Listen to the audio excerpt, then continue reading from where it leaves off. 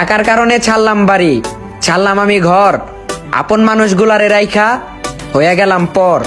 এই স্বার্থের বাংলাদেশে আমি সেদিনই ফিরমু, যেদিন পকেট ভর্তি টাকা নিয়া ভালোবাসার মানুষগুলারে কিনতে পারমু।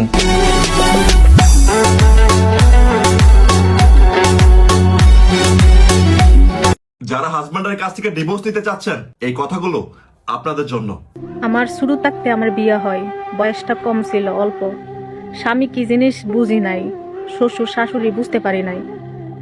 এখন যে বুঝটা বুঝি, যদি আগে বুঝটা বুঝতাম, জামাই যদি সিরা লেবুর রস লাগাইতো, তারপরে ডিভোর্সের নামটা, তালাকের নামটা মোহ লইতাম না।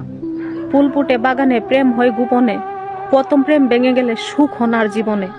আপনারা যাই যে করেন না কেন, যতই জগরাজারি হোক না কেন, স্বামী বউর ভিতরে ওই জন্য 1 মাস 2 মাস আলাদা থাকবেন। তারপরে তালাকের নামটা, ডিভোর্সের নামটা মোহ লইবেন না।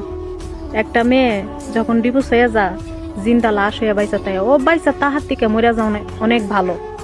সমাজের মানুষ, মা বাবার কাছে বুঝা, রাস্তাঘাটে গেলেই কতি কয় ওর সাথে চলিস না, ও যদি ভালোই তো ডিভোর্স হইতো না। যেই বাঁচেন যেই মরেন, তালাকের নাম কোনো দিন মোহ লইয়েন না, কোনো দিনও সুখ হয় না। দ্বিতীয় বিয়া যদি সুখ হয়, আবার ঠিক আগের মতো কষ্ট। ভুল করছি, আমি যদি আমার স্বামীরে পাইতাম, আর একবার যদি আমার জীবনে ফিরে আসতো, ওর পাওয়ার দেরা ক্ষমা চাইলাম।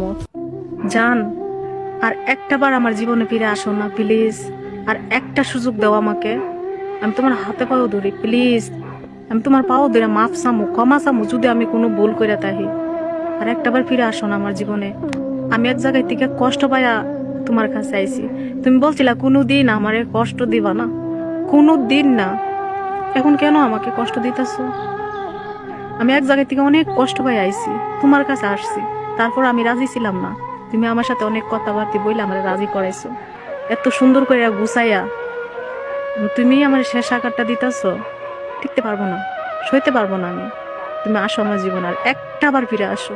আমি তোমার অনুমতি দিব, তুমি বিয়ে কইরো, তারপরে তোমার রুমের এক কোনায় আমার ফালাই রেখো, সমস্যা নাই। ভালোবাসা দিতে হইব না, আমি তো প্রত্যেকদিন তোমার মুখটা দেখতে পারবো, এটাই আমার ভালোবাসা, এটাই আমার শান্তি। আমার আর কোনো শান্তির দরকার নাই। তারপরে তুমি আমার সাইরা যাইও না। তুমি যদি বিয়ে করতে চাও, আমি নিজে গিয়ে তোমাকে বিয়ে করাইবো, সমস্যা নাই। তারপরে তুমি আমার সাইরা যাইও না, আমি টিকতে পারবো না। আমি তোমার ছাড়া আমার কোনো কিছু ভালো লাগে না। ডিভোর্স হচ্ছে একটা অভিশাপ, যা ক্যান্সারের মতো, না আপনাকে বাঁচতে দেবে, না আপনাকে নতুন জীবন শুরু করতে দেবে। একজন ডিভোর্সি মেয়ে সে ভালো করে জানে তার পরিবারের কাছ থেকে সে কি পরিমাণ অবহেলা পায়, তার আত্মীয় স্বজন তাকে কিভাবে দূর দূর করে, সমাজে মানুষ তাকে কিভাবে খারাপ ভাবে। দেখেন, আপনার হাজবেন্ড যেমনই হোক না কেন, আপনি চেষ্টা